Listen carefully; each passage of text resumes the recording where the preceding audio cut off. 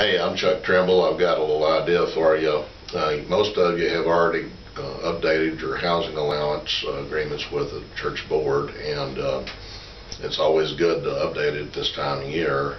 Many of you think that you can't do it but once, but actually you probably can. The important thing is that you set it at the right amount.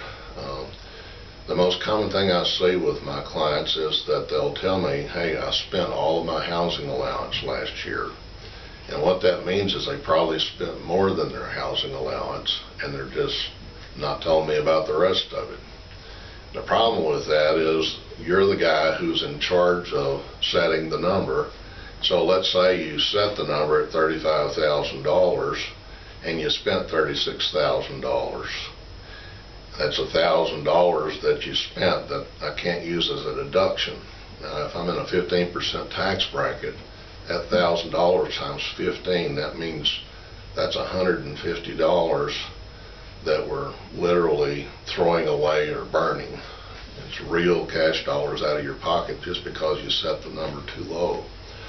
So what I want you to consider is to raise the amount so that it's higher. So let's say I'm going to spend $30,000 for actual housing expenditures. Why don't you set it at $33,000 or $35,000? Because what happens on the tax return is it automatically adjusts. That excess that's left over goes back up into the wage line on the tax return. So it's self-correcting in that direction. It just can't correct backwards. So anyway, if you have questions about that, call your tax advisor and we'll be happy to fix that for you. Thanks.